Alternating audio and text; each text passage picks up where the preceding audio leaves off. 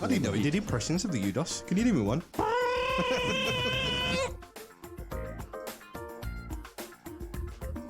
Have you ever tried to punch a windscreen?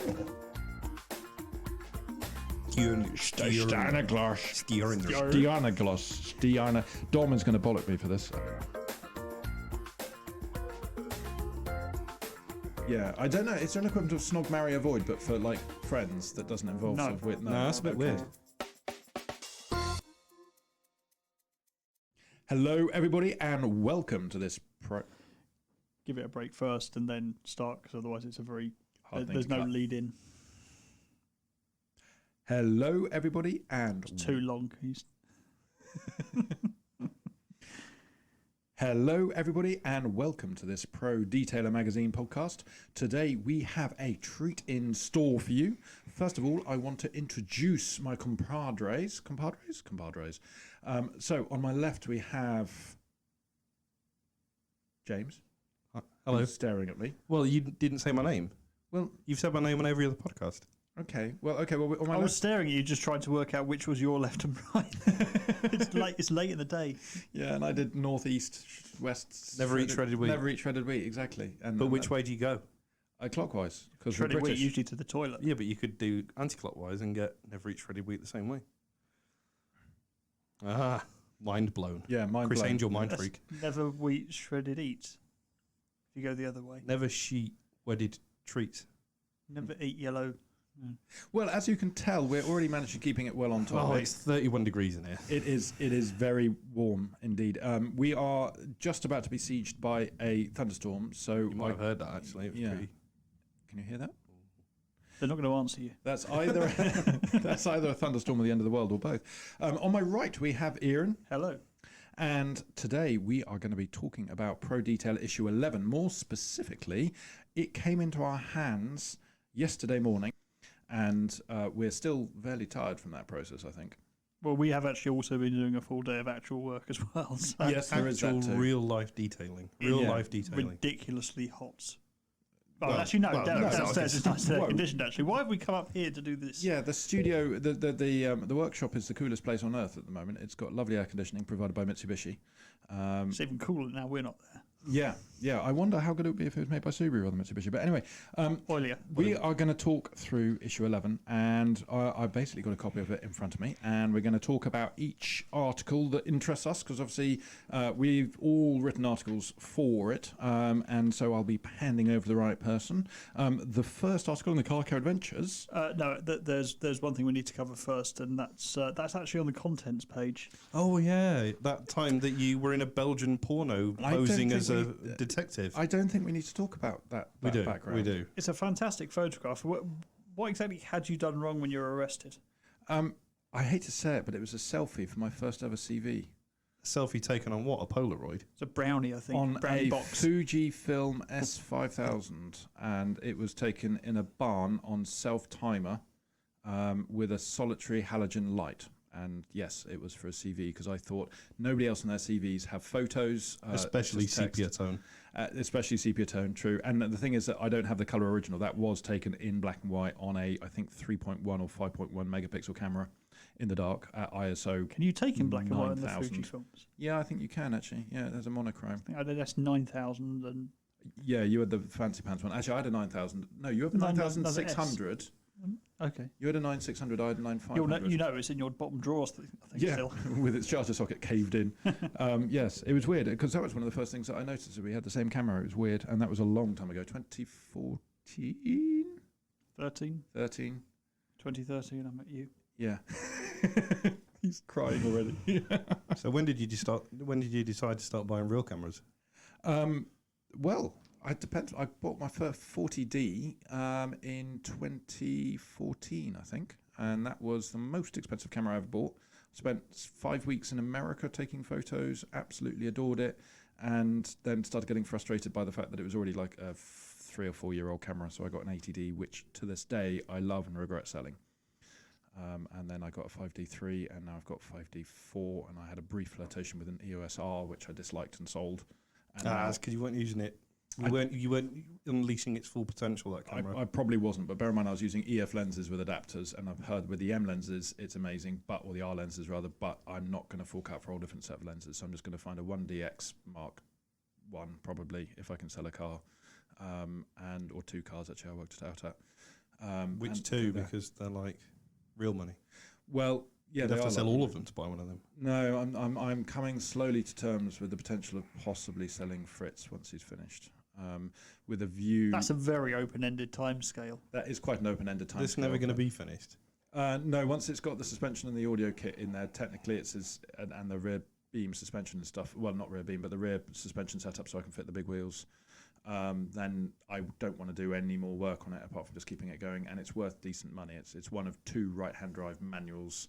It's got every factory option bar leather pack 3, and it's got the desirable ebony black paintwork with the platinum silver leather. I'd never call Fritz's paintwork desirable, having worked on it previously. And it's been tainted by your ownership as well.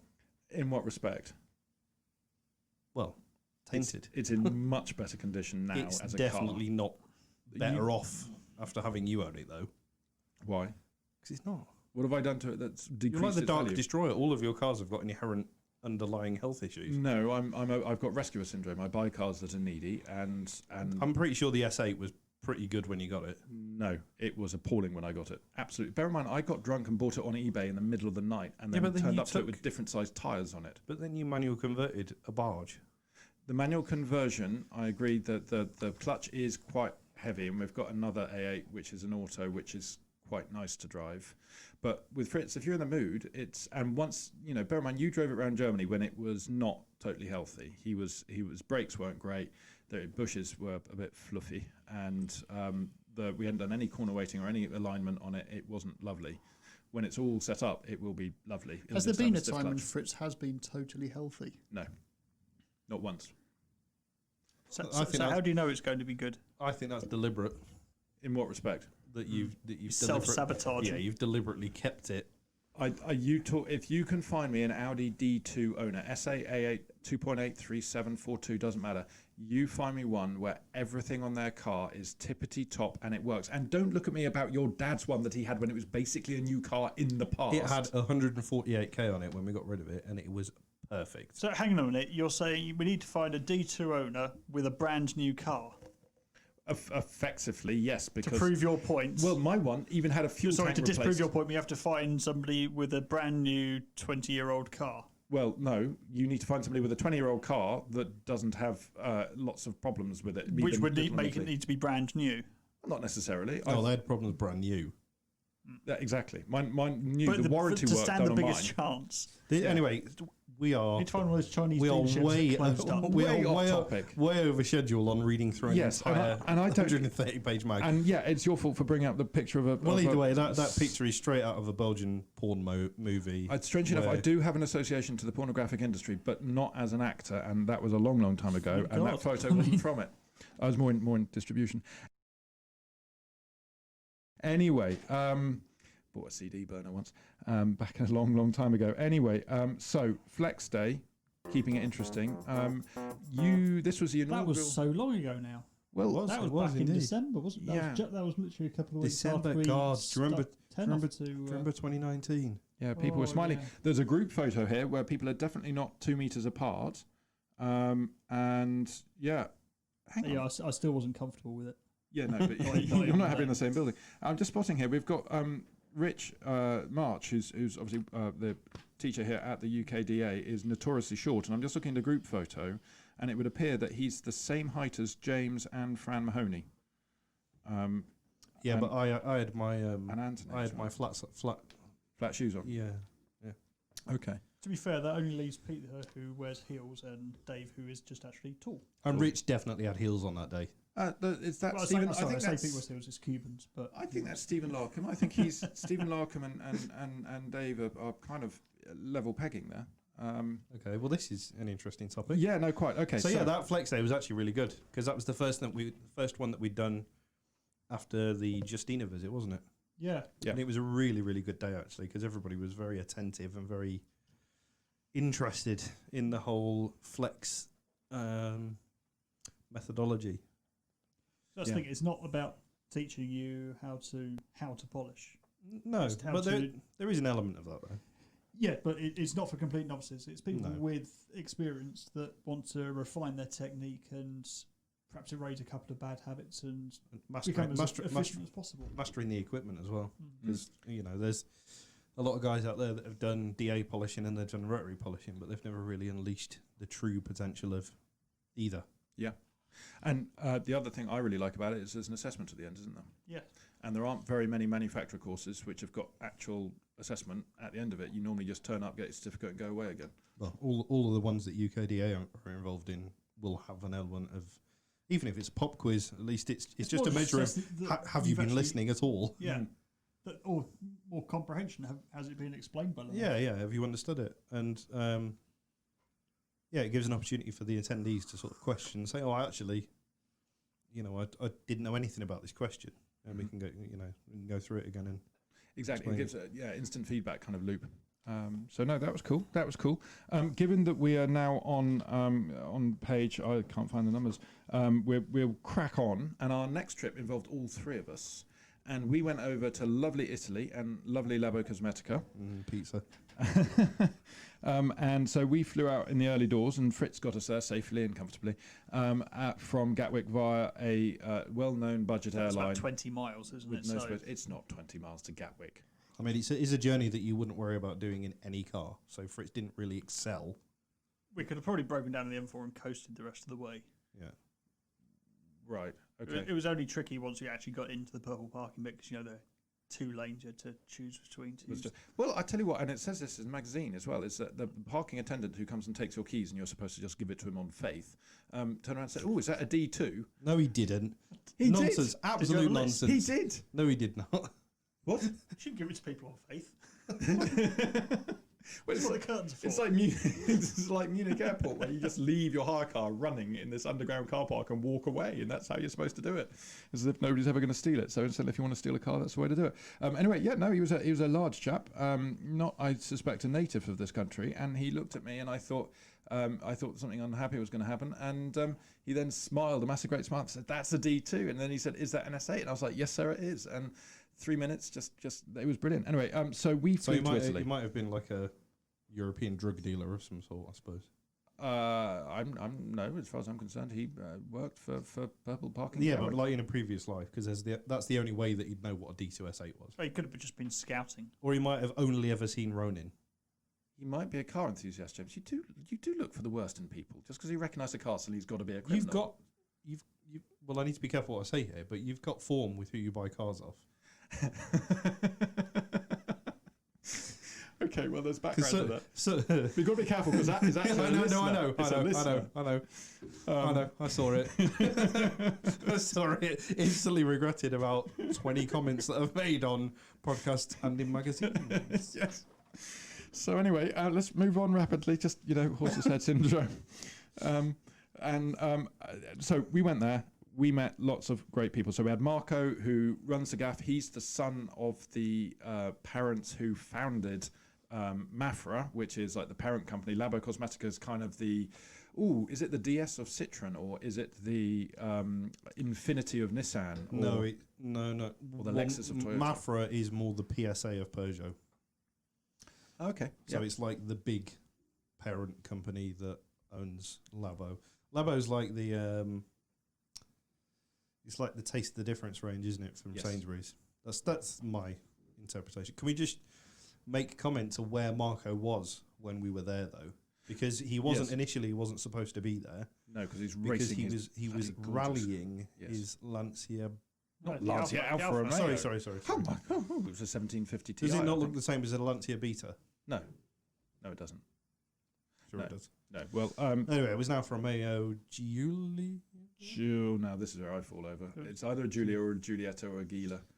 It's one of those two. Well, either way, it was. Look, it buy was the magazine. You'll see a photo. It's in there. Make your own decision. but it's he was- lovely. Kind of was- got it in front of you, so you could look. Yes. Was it the Monte Carlo rally? No, but it's a similar principle. I think it wasn't Monte Carlo because it was just down the road. Well, it was in Italy. Italy, wasn't it? Yeah. Yeah, so he was off doing snowy The Snowy Milan rally Carlo. It's Milan San Carlo. It's a gorgeous car, and he's done it in the right colour as well, and it's all prepped up. So, no, that's what he was off doing. We met Reggie, who I kept on wanting to say Reggie Yates, but I think he's someone in popular culture, isn't he? You sounded very wistful there. We met Reggie. Well, I have to admit, Reggie Cox, there we go. That's He's a character, isn't he? He is, I kind of admire that guy. He's considerably older than even James, and yet he has got energy like you would not believe, and positivity. And he pointed me in the direction of some pills, not pills, some drops, which are not lithium. Iodine. Lithium drops. Iodine. No, you do have it. If you've got bipolar, he was trying to push you towards the lithium drops. To be fair. Yeah. Maybe we asked. It's just like, find this mobile phone battery. I'm pretty sure that they gave you lithium drops for bipolar in the 40s or 30s, along with cocaine as a bloody antidepressant. I think it's still current. It is. I knew somebody when I was younger who got OD'd on it, and it made him uncomfortable. OD'd. Yes. Anyway, so there's Reggie. Did he look like he'd start something? Full of lithium thing. He managed. Well, this particular character managed to punch with one shot through the laminated windscreen of a 1999 V-plate Punto. That's not hard, is it? Have you ever tried to punch a windscreen? Funnily enough, yes. But a stern look could break a Punto in half. Yeah, but the windscreen would remain. I mean, the windscreen is a laminated windscreen. It's designed to take.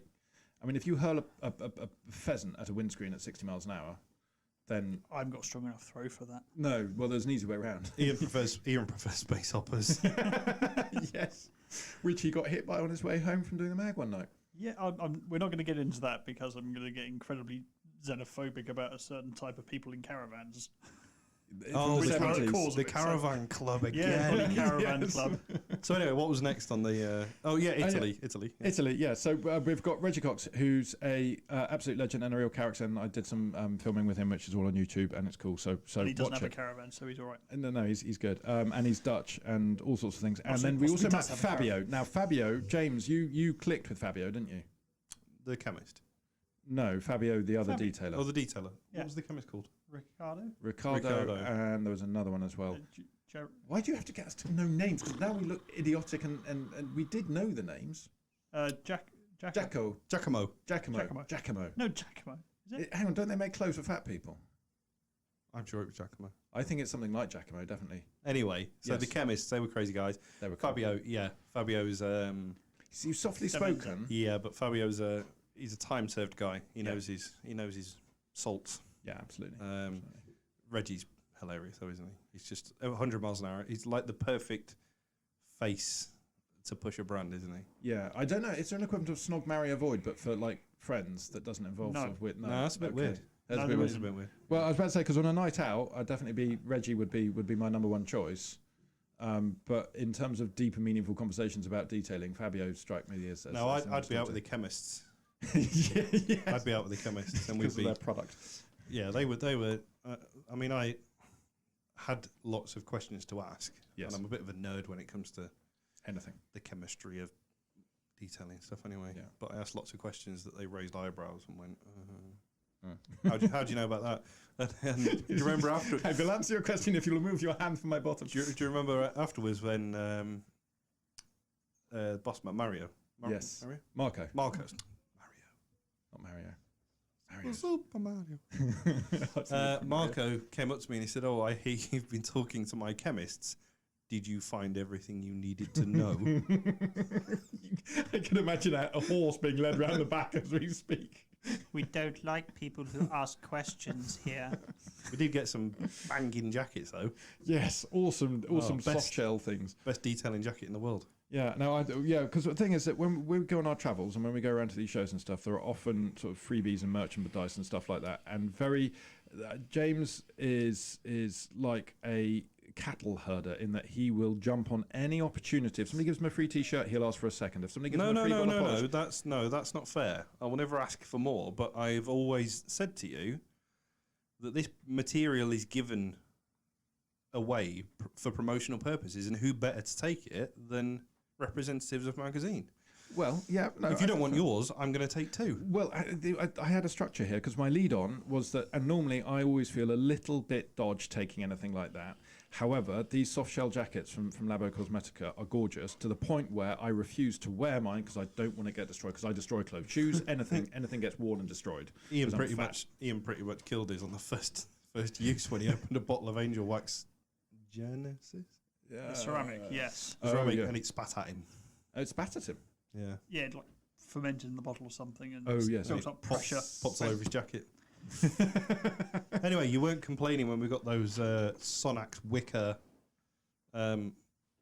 hats from Frankfurt. They were awesome, and they were yes, and I agree. And there have been plenty of things where I can demonstrate my own hypocrisy.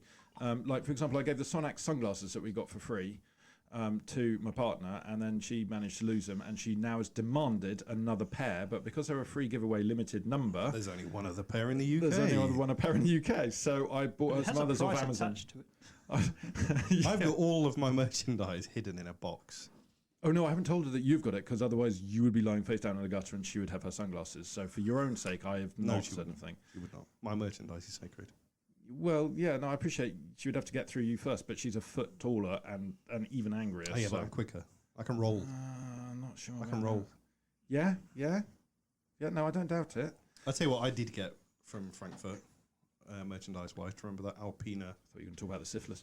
The Alpina touring poster that I got from Alpina, and it came in a satin white card Alpina bag with an Alpina handbook. But, you know, when we were on the Alpina stand, you weren't a journalist. You were a child with probably a bit of a semi on, walking around. Sweating as well, because it was about 45 degrees in there. It was very warm. And, I mean, again, I'm not a BMW fan, as you know. It's not I'm anti them, but these Alpinas looked gorgeous, both in terms of the modifications, but mostly because of the colours they're in.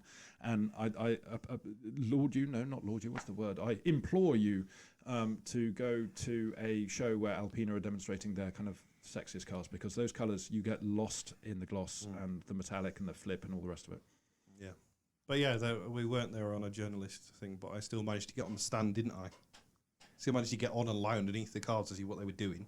What, on the Alpina stand? Yeah. I remember I got on there and started mooching around the cars. I think I'd walked away from you at that point because I saw the Banter Black. Just BMW. Awkward. It was very awkward, and there was another situation which got awkward as well, which was but do you remember we went to the Brabus stand? Sorry, that was really awkward because they had like Russian henchmen. Yes. Preventing people to come on, and we basically flashed a press pass and said, "No, we're press. We need to come and see that G800 V12 gorgeous things." Yes. Anyway, we are still moving away. You know, this is a long podcast because we're reading through the whole mag. So now it's even longer because we've got a year of stuff to talk about. Yeah, exactly. So Labo, we met the lovely people, and shout out to Ada Papini as well, who organised it all, who's their sort of marketing guru. And they took us for an amazing evening seafood meal. That was fun. That was fun awesome, and very traditional. And Prosecco is actually quite nice if it's not from Tesco. Yes, it is. And I seem to remember my only like bitter memory was when we got back to the hotel and I ordered some scotch for us all, and it cost me something ridiculous like £56 for 3 single whiskies. Who'd have thought that buying Scottish whiskey, however many miles away from the UK mainland, would be expensive? Yeah, quite. It's like I was just outraged.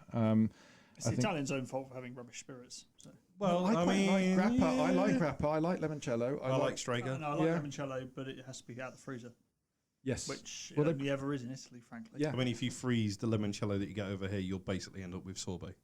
Yes. Because there's that little alcohol in it. It's just... You could flip it on its head and start selling sorbet as limoncello. Anyway, so then the next trip after Italy, unless there was anything specific, anything that comes to mind for Ian, who's since returned is now flaunting his leg over our desk. No. Hairier than you'd expect. Anyway, Haynes International Motor Museum paid host to Soft 99. Haynes is hairier than you'd expect. Yes, Haynes is. And so we went down to a Cojazzo training session there where they were sort of training and approving detailers. That is mildly racist, I think. Is it? Why? Oh, you got kind of impersonating a Japanese accent. No, I was just saying the word in the way it was intended to be said. But you don't say Mamma Mia in an English accent. You do it in Italian. You do it like theatrically. I don't say it. Well, no. You're fun at parties. Okay, anyway, with no racist intent. If you're going to do it properly, it's Cojazzo. If you say it at a party, you end up with like the Abergold on. It depends what sort of party you're at. If you're at some sort of without being too some sort of racist party. without being too sort of genre specific. A march, even, you might say. You know, if you go into a lonely single women's 50+ evening, shout Mamma Mia, and they're just going to cheer and put it on. Okay. And where's the benefit in this? Did you wear a disguise? I don't need to. Okay. He just told everyone he was Pierce Brosnan. Their eyesight isn't great anyway. There's certainly beards are very normal and even eyesight isn't great. The standards are already low. So. Yes.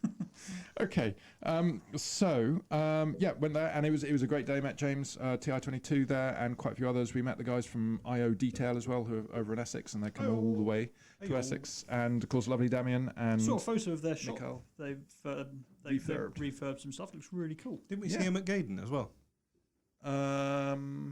What, for the BMW thingamajiggles? Who was that we saw? Oh no, that was Tranquility Based Detailing. Oh right. He's very, very different. He's very different. He's a tuba. He's a tuba. A large brass instrument. You see, I was going Your plant large route sort of brass way, but no, it's what the young people refer to YouTubers. Anyway, after I did, because the thingamajiggles, the Haynes Motor Museum is right down in the West Country. It's kind of probably Somerset, and not long afterwards, you guys ventured over to the Smoke, and not quite. It was sort of Middlesex, wasn't it? Anything beyond Reading, in my opinion, is basically London when it comes to the M4, which it might be geographically inaccurate, but hey ho. Colour Lock Day. What was that like? Where did you go? What did you do? Well, it wasn't really a colour lock day. It was we had elbow the table. That ruined the whole podcast. We had meetings planned anyway, didn't we, with Ram? Mm-hmm. Just to chat over some of the UK training stuff that's going on. But I had an opportunity to spend some time with Georgina and learn colour mixing by eye, which is by eye. Yeah, that is a dark art to say the least. I mean, they're getting samples of leather in from detailers or just general repairers or even hobbyists, and they will colour match in-house and send the products out. But the majority of it's done by eye, pretty much. It's crazy. Despite the success of the John. Yeah, the scanner's out now, so it kind of makes it a bit easier for the end users, doesn't it? We've got one downstairs, which is pretty swanky.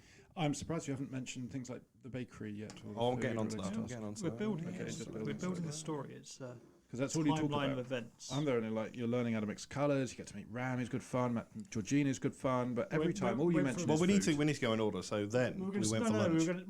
We had the Vietnamese. Yeah, sorry. Yeah, we went for lunch. We went to. What was her name? Where's that sound effect? That one. Oh God, that was definitely not the one I was looking for. Yeah, so we went to what would you call it? It's like a ramen cafe, isn't it? Hey, ramen a cafe. Hey. Yeah, we went for oodles of noodles. And bear in mind that the pandemic was kind of looming here because it was a week away. We'd got out of Italy pretty much as it was closing down, going off. I'm pretty sure that we all had it and bought it here. Or Ian had it. Did we talk about this in the last podcast? Well, I think Ian was patient zero in Italy. No? You sure? Well, remember we scrapped on the podcast because we cocked it up. No, I'm sure we talked about this when we were in here. Oh, okay. It was a while ago, and we were quite sleep deprived. So we'll put a thumb in the eye. But anyway, we went in the UK. Just on the off chance. You do look like Harold Shipman. Well, thank you. That's not a compliment. Oh. Okay. He was a qualified doctor. I mean, he was definitely successful. Yeah. He's just not. I played Warzone the other night with a kid whose screen name was Harold Shipman. You say a kid, and you were the old person in that. And did he kill you? Did he kill you? No, what I was saying was, pick your target audience, mate, because not many over 80s. Yeah, but you're old. Not in the 80s, though. No, but did he kill you? Well, no. He was on my team. So he's a rubbish Harold Shipman. Well, I just like the idea that Ian thinks he was a kid. Ian thinks he's chatting with a kid and playing computer games with a child, when actually it's probably a 40-something-year-old man who's the other side doing exactly the same as Ian. So we went for Vietnamese noodles anyway. That's what you're saying, as I probably went to school with him. went for Vietnamese noodles, and then opposite where Colour Lock are based, there is a Polish bakery, and boy oh boy, we smelled it, didn't we, when we drove in? Yeah, they were saying, oh yeah, they open up around about 3 o'clock on a Friday. You guess go what in time? there and Guess what time our meetings ended? Yeah. Yeah, so we went off and got a load of. Guess what time we managed to stretch it out? Yeah, stretch it out. So we went and got some Polski chleb.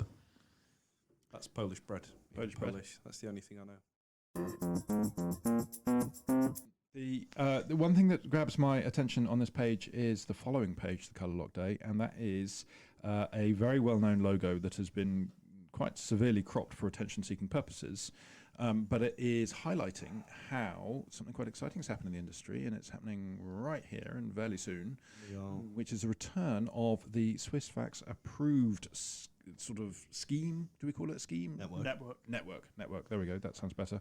And that is all being rolled out here. Do you want to have a little chat about that, Aaron or James? Yeah. So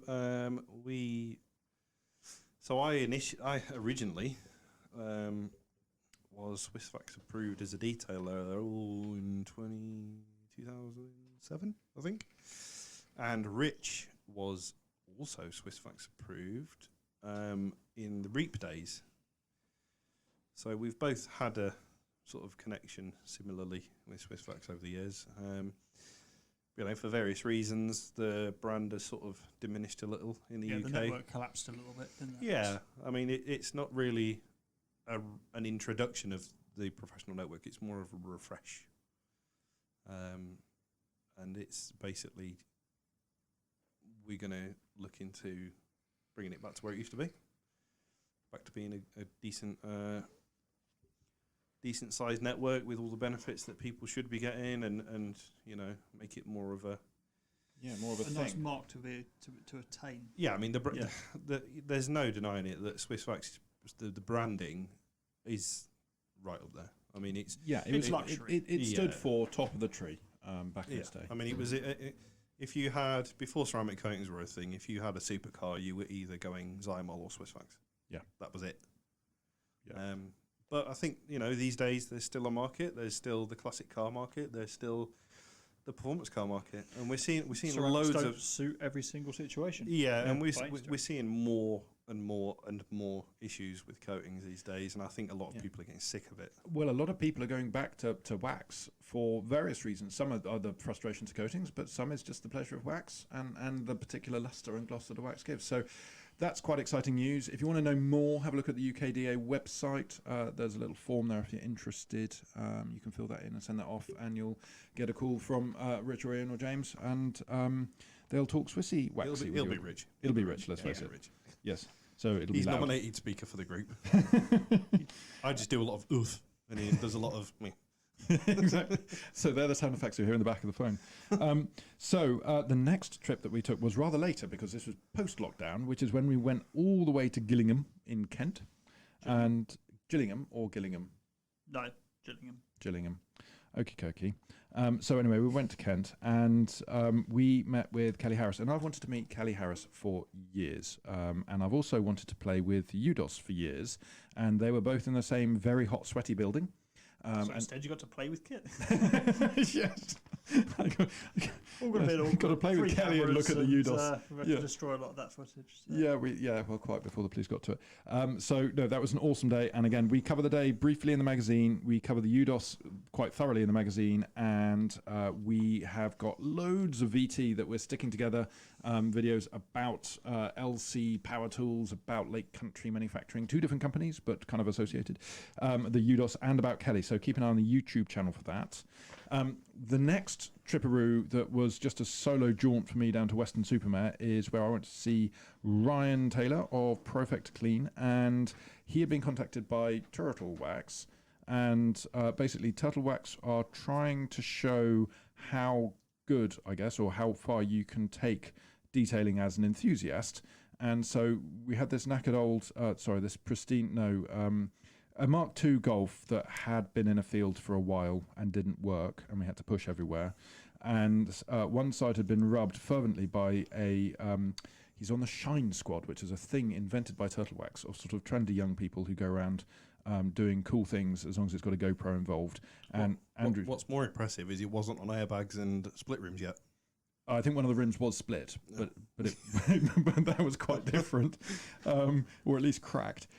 So yeah, we did that, and he had done one side with basically fervent hand rubbing and some sort of turtle wax products, and then Ryan had a crack with the new ceramic wax thing and a pad, a very soft pad, and a machine on the other side, and so we had a day there, and it was interesting how we were doing that. And I think big shout out really to Turtle Wax for really, there was no embargo, there was no censorship. They said, right, just cover it, do it, and we did.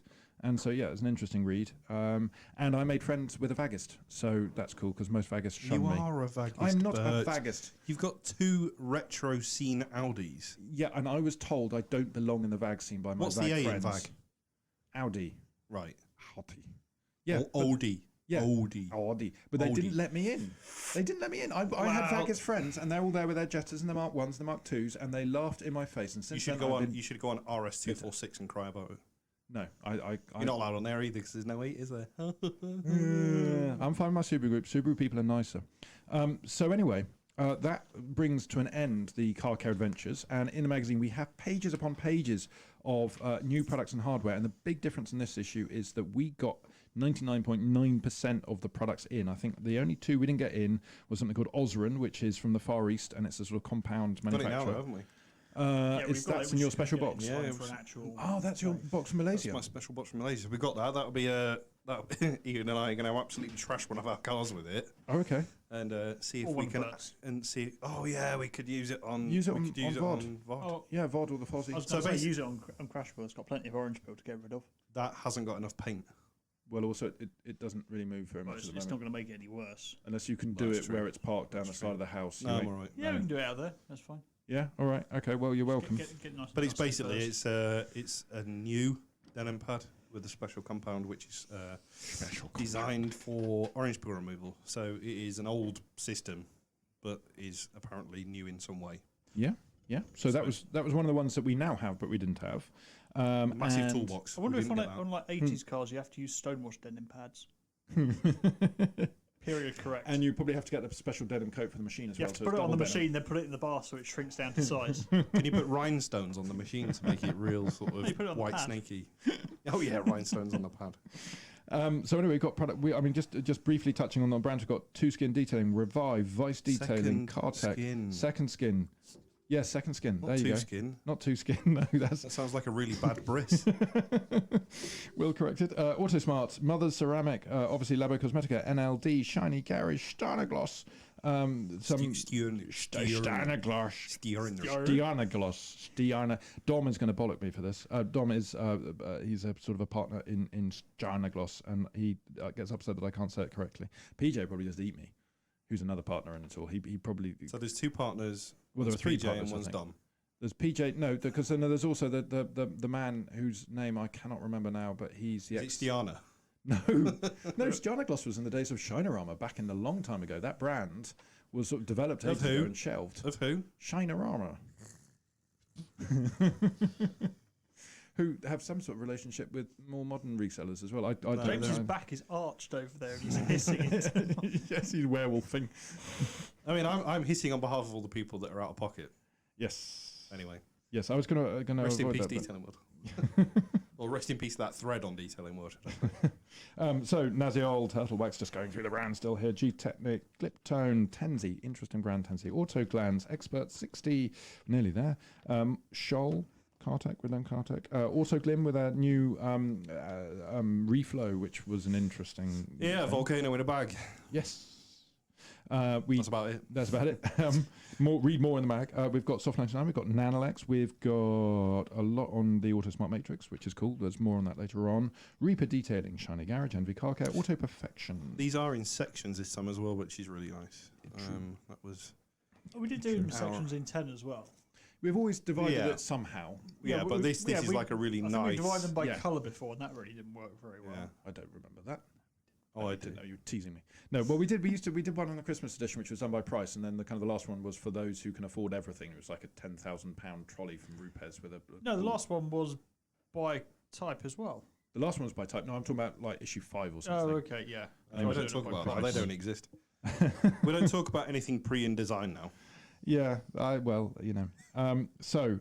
yeah, we got Colour Lock and Delta Sound and last, Stative. like 20 pages. And Sunny Key as well. And then hardware-wise, we had some fun there. We had lots of stuff over from Buff Bright. We had also some stuff from Flex, the new brushless sanders and a Flex radio and bits and bobs and stuff like that. So the next really big thing is we had the top engineer in the UK for Cransel called William, who's a lovely, lovely man. So he's the top engineer for Cransel that's called William. That's a very narrow field. Yeah. Yes. So you get a cup.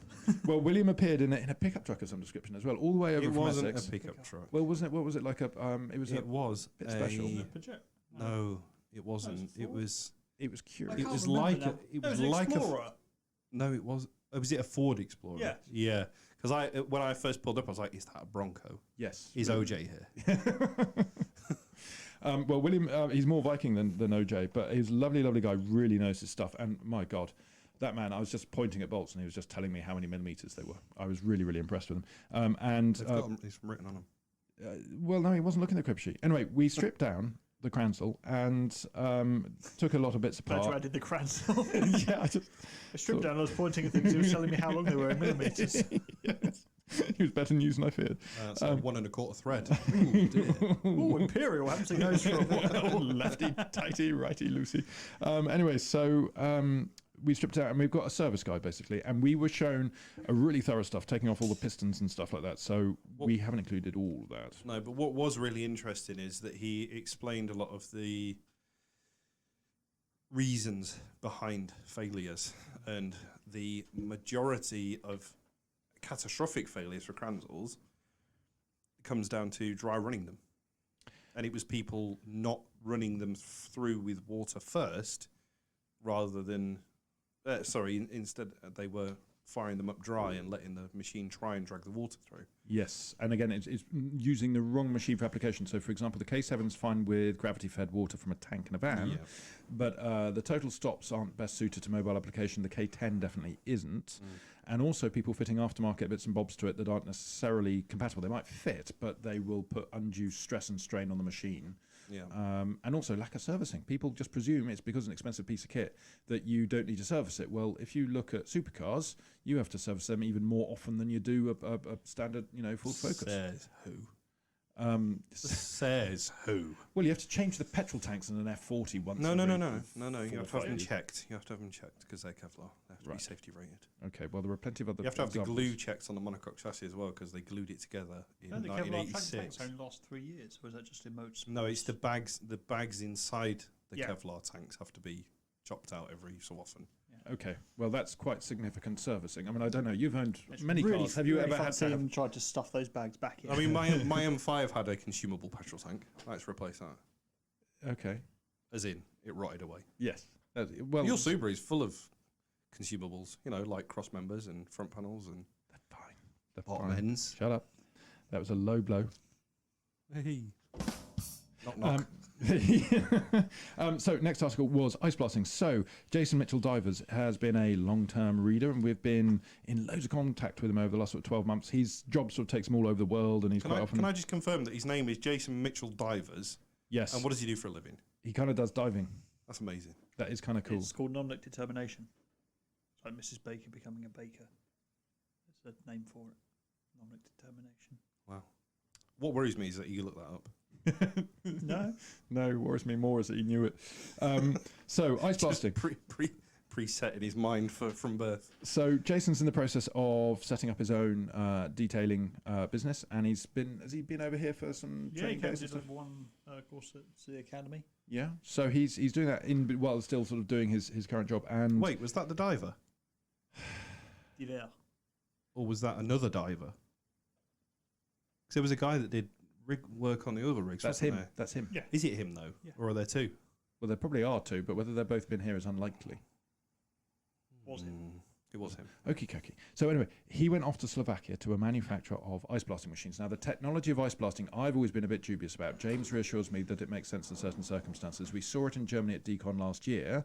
And so he went all the way to Slovakia to basically get trained in it and learn all about it. And he's imparted his wisdom to the magazine. So if you're interested in ice blasting, that is the place to look. That brings us on to the UDOS review, which we alluded to earlier. So we have 3 pages by Ian about his impressions of the UDOS. He's currently toweling himself down with the excitement of it. I didn't know he did impressions of the UDOS. Can you do me one? You're not shaking enough. That's going to mess with the levels. So we then did a twin test of cordless hoovers, cordless vacuums, which was fun. We did Henry. Do you remember when we had a cordless Henry here, Ian? Oh, those are the days. Those were the days. And then it got stolen.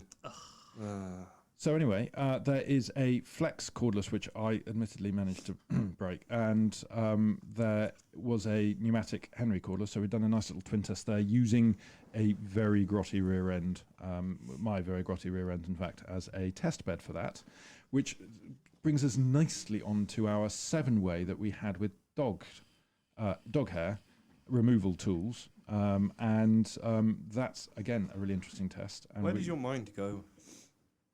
Where does it go? I mean, that's not a Freudian slip. That's like a. I'm looking at my dog. You were in the thinking bucket. of 7 ways. That's a Freudian slip in. Well, containment is key. Fidian. To be fair, it would be a Freudian slip in your mother. Oh, God help me. So there was a really good, interesting 7-way multi-test of dog hair removal tools. That brings us on to the mega test. Now, the mega test is an interesting one. So now this is something that we put our all into the mega test this time round. And more than all, yes. Like 1,000-yard stare. You can't stare at meteorite grey Audi paint anymore. Oh my God, it was just intense. It was serious, and it's interesting now that we've sort of done it, written it, printed it, even started getting some feedback on it. It's an interesting one to do. So, without further ado, we did heavy cut compounds. We did heavy cut systems, combinations, didn't we? Yeah. Systems. So it was the sort of the reasoning behind it all was to see if there is a one that does all polish, because we're always sort of searching for compounds and polishes that either cut very well, finish very well, or it's a classic question you see. I've got X car in. Yeah, what's the best polish? Use? Yeah, what's the best polish to use, or what's your favourite heavy cut? And yeah, we sort of set out and decided that rotary really should be the tool for heavy cutting. We know that a lot of pro detailers use it, but we sent the feelers out to all of the brand, and we really did contact everybody. That's one thing to note for this, is that we contacted everybody. Yeah, if you're wondering why your favourite isn't in there, it's probably because they were in lockdown or furloughed or whatever. But we emailed everybody, and we didn't leave anyone off.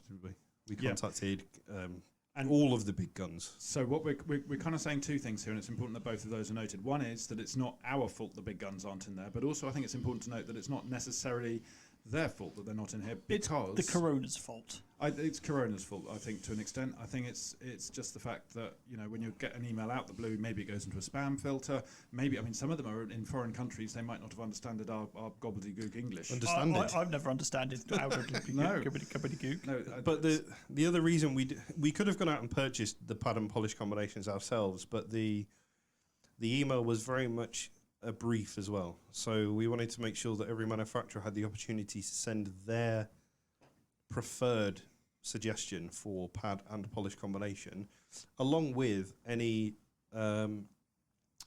instructions, techniques to use, because we know that Roops get use it hot, keep it cool, move it around quickly, exactly move it slowly.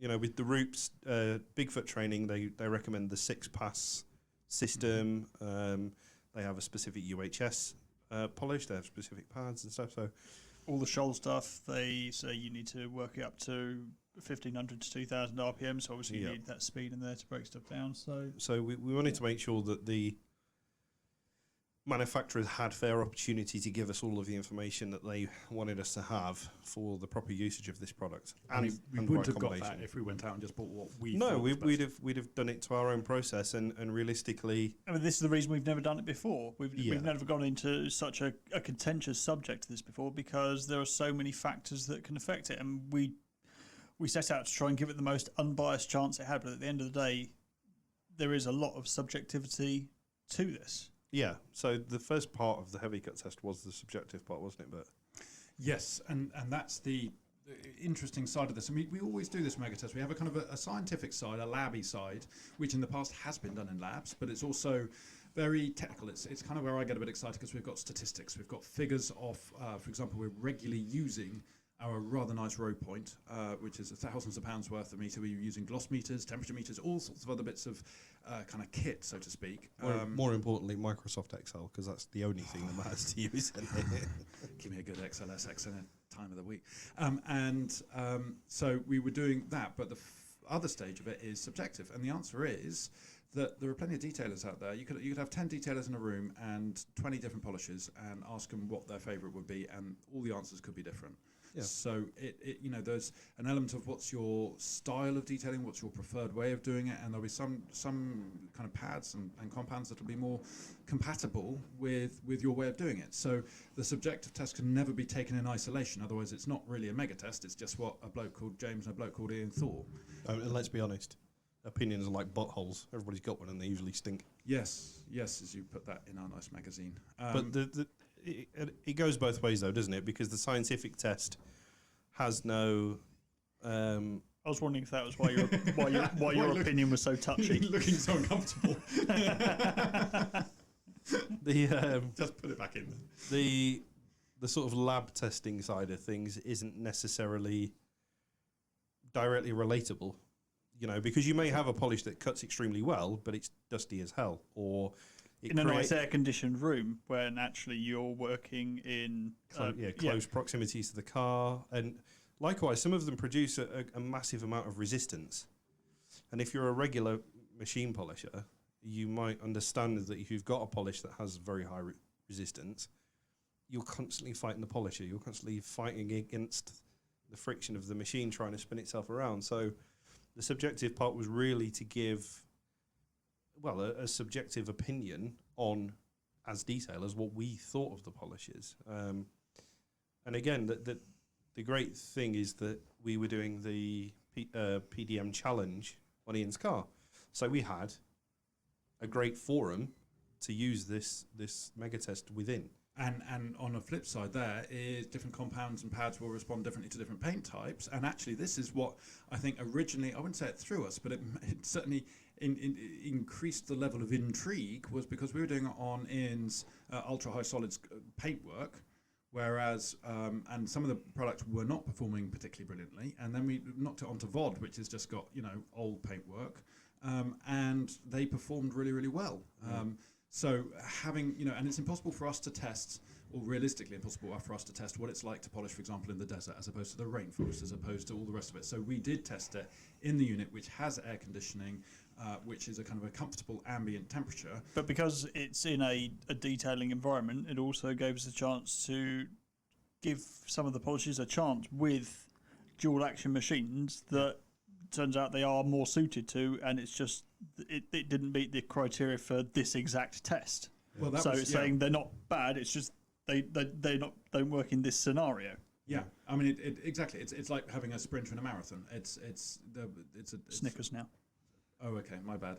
But the example of that one is Rupes, because Rupes provided us with a rotary polish, which we struggled on the UHS paint massively. It did better on the.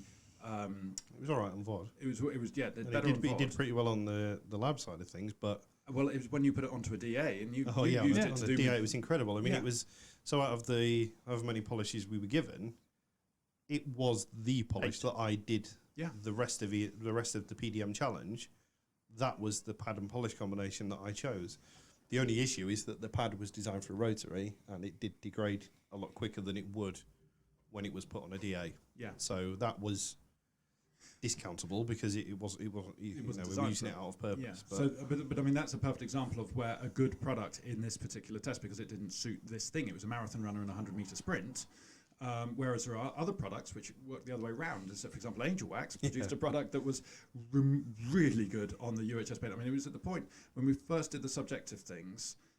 Bear in mind, the Angel Wax, when we gave them the spec, actually sent us a medium cut polish, and I think they're advised by someone who was there. I was told by Matt. Somebody was it? Clive, I think. Yeah. Yeah, I think it was quite did a little bit of testing and said, look, this is the pad combo that you want to be using. And we were blown away. To be fair, that was based on using it on Japanese paint, so... Yes. It was quite remarkable that it did what it did. But that kind of pushed us to find, you know, I mean, bear in mind that throughout the whole subjective part of the test, Ian and I were literally looking at each other saying, what the hell is this angel wax doing? Yeah. And we honestly, well, you know, not to put down, not in any way putting down angel wax, but it's just a case of hanging with it. This is a medium cut with a medium. Why is it doing what it's doing? Yeah, why is it cutting better than some compounds that say they do P1000 with a heavy cut wall pad? Yeah, it's cutting better than those. We had the heaviest of heavy in this test. I mean, Labo Cosmetica or Dacia, by far one of the most aggressive, fast-cutting polishes I've used on normal paint. Yes. And with their Golden Fleece pad was just insane. However, when you put it on UHS, it gets it too hot, the paint hardens, it rebounds. It just wasn't behaving. Yeah. And then we were getting angel wax out on a rotary with a medium pad and doing 2 passes and it was all gone. Yeah. And we were literally saying, how the hell is it doing it? And it literally pushed us to the point where we got a microscope. Yeah, we had to send it off to be put under a microscope because we needed to know what the differences were and why angel wax was performing so well on the UHS clear coat where, you know, this selection of premium super heavy cut polishes, literally, to excuse the pun, weren't cutting it. Yeah. But I often think this is probably the more beneficial side to the mega test. It's not about, yes, it gives you a nice list at the end of it of all the best performing products, what works, what actually doesn't work, but it's also us finding out in the process why certain things work better, and that leads us to much more informed choices going forwards for stuff. Sure. So it's an interesting one. What we're going to go into the scientific side, if you like, the objective, the qualitative evaluation in part 2 of this podcast. But from a subjective point of view, we had lots of fun. We tried it on lots of different cars and worked around it. And the results, as you can read in issue 11 of the magazine, are really interesting. And we've got graphs in there. Oh, yeah. Graphs, plenty of graphs. And we've got opinions, so we've got the opinions of James and Ian on each and every compound. And it's interesting. Sometimes the opinions broadly agree, sometimes they're quite different. Well, you don't have to say that with so much surprise. Just, you know, it is actually interesting for a change, you know. I was as surprised as you. This magazine's actually worth a read. Yeah. They didn't actually type it with their heads banging against the keyboard. Well, most of the time. I was going to say that's how we did the layout. So, as I say, in part 2, we're going to talk about the scientific side, and you will laugh at some of the ideas that we had to try and do this, because we're determined to bring in some sort of originality, something that's never been done before, something that serves purpose, that's consistent, that works for fit for purpose. And we went through about 2 or 3 different ideas and took them to the point of buying equipment to set them up. And apparently you can't buy plutonium. No. On the open market, it's completely... Oh, well, that's your first mistake. It's the open market. Yeah, you need the black market. Dark web, I can get them there. You need different browsers. You'll get them down Borough Market. I can only go on the tweed market. Just do barber jackets and hunting dogs. I'm after a 1938 Harris, please. Harris My name tweed. is J.R. Hartley. Your middle name is Harris. It is one indeed. Of them. You've got multiple indeed. middle names. I have, yeah. You're And the they're all poshest very man English. here. I couldn't afford middle names growing up. We actually found out where it I came wasn't from as well. religious enough. We went on ancestry.com and there was we traced it back about 10 generations, and one of the females that married into our family, surname was Harris. So clearly they decided that they would share. I should integrate it into them. And now we've dropped. I won't give you your other middle name because. Well, what are your middle names? Let's get onto this. Well, topic. no, I'm not going to give you your middle name because it belongs to a vast shopping chain, which is where you can. And no, it's not Mark. It's his mate. That's great. Well, I think that's a good one hire. Yeah. No, it's Travis Perkins. It's actually Machine Mark. What's your middle name anyway? Isn't it like? I've got a Danger. No, it's the name. Mild irritation is my middle name. My grandfather and a bit of Bert, my Welsh. grandfather Yule. Yes. A bit of French. Strangely enough, my initials are RGBY. But my grandfather, sacre bleu. My initials are RGBY, and I'm colourblind, which I always felt was sort of... Isn't it ironic? Yeah, exactly that. Anywho... I was waiting for it. I'm not going to complete the line because I know that's going to irritate you. What? I can see you twitching. What line? Not irritating. Isn't it The ironic? Alanis Morissette song. Isn't it ironic? Isn't it? Yes. Oh, Alanis Morissette, yes. Yeah. Is anyone going to finish it? No. Bye. Isn't it ionic? You know, certain Greek columns. Ionic. Ionic. I column. quite fancy a Honda Ionic. Me Anyway, too. Me too. Yeah, Me too. I like the new little Honda electric thing too. Anyway, we're going to get onto cars, and that's going to take another 20 minutes. So we are going to say, as we approach the 1 hour mark, join us again for part 2, where we should continue with the mega test and then trade into Trader Talk, which we're looking for a new name, by the way. If anyone's got an idea for a new name for Trader Talk, for that section, do get in touch, because we've been putting our thinking caps on, and we've combined all 3 of our brain cells, and it was uncomfortable and we didn't achieve anything. So do let us know, and we're also then going to touch Professional pillow talk. You see what I mean? This is why we need your help. And then we go into the showcase section, which is a fun thing to talk about, and then we have Other stuffs. PVD adventures and all sorts of other things. So join us soon. Thank you very much. Bye-bye from James. Bye-bye. Bye-bye from Erin. Bye-bye. And it's bye-bye from me. Goodbye, everyone.